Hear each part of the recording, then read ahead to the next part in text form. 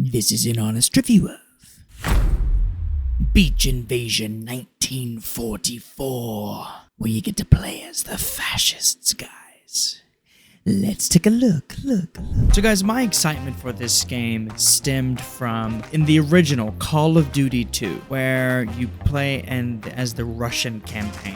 And there's this one mission where you're a sniper, you've got all your comrades around you, and one of my favorite parts is just hearing all the Russians just call the Nazis the fascists. And I remember hearing them say, "Hey, comrade, Vizzini, the fascists have an MG42 up in the second floor." And you're like, holy shit. And, and then the MG42 just goes off and it's like, and it's incredible, guys. Well, when I saw this game and I saw how just sort of realistic it looked, I don't know how they did it, but it looks really good and it looks very immersive if you were to look at it, and I was like, yes, I'm gonna get the MG42 and just cut through people.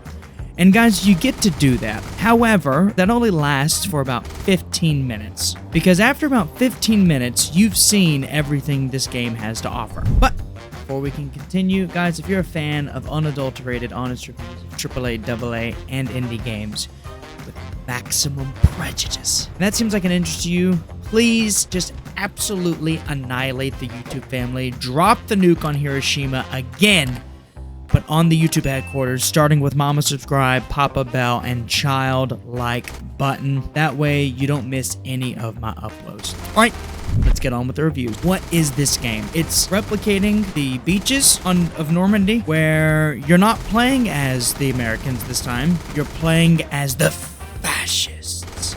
And you don't play as someone. You just play as this floating being. And your goal is to upgrade all of the bunkers and sort of unlock different weapons to increase your defenses for the beach. Here's the problem, guys. This game is $10, and when I first saw it, I'm like, yeah, this seems like, this is going to be like a worth buying game. Spoiler alert, it's not. It's not. This game isn't worth buying.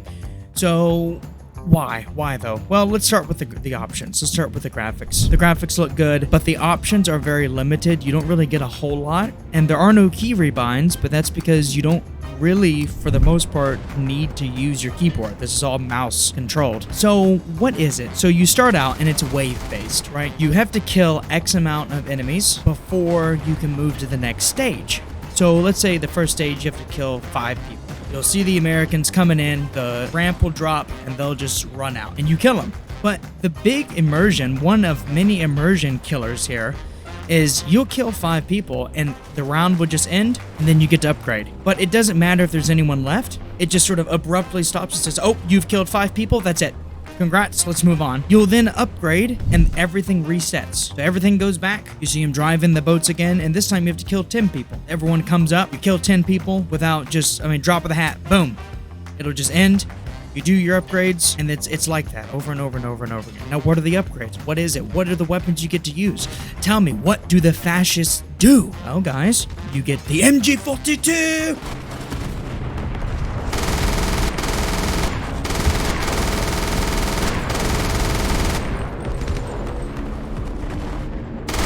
You get the Flak 88 cannon for anti-air. You can also use it to destroy tanks whenever they roll up on the beaches.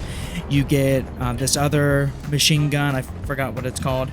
It's not as good though. It's the MG42. And you get sort of like these tanks. It's not actually a tank, but it's like a tank on the beach. I don't remember what it's called, but those are really good for dropping tanks because you can shoot quicker and they're like, big explosions. And that's pretty much it.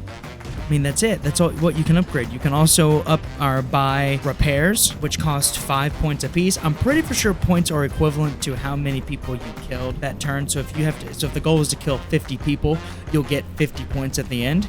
To unlock a weapon, it requires 25 points. To repair one of your weapons, it costs 5. And then you can also plant anti-personnel and anti-tank bombs on the map. So when you go to buy it, it splits up.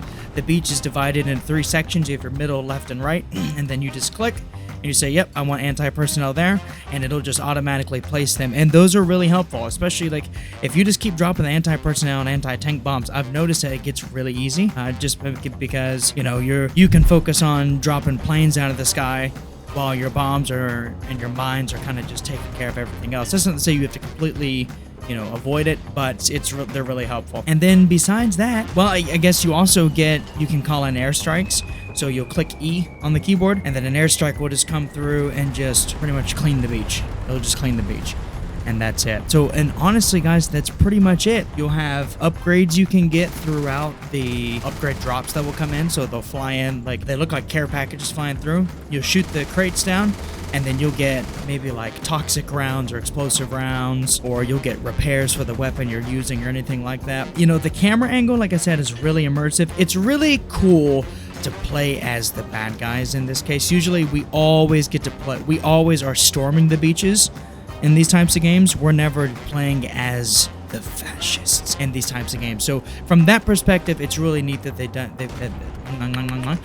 done this. But like I said, guys, literally after 15 to 20 minutes, you've seen it all. You've seen it all. I played about an hour and a half in this, just because I wanted to see how far I could get. And eventually you will die. It gets really tough.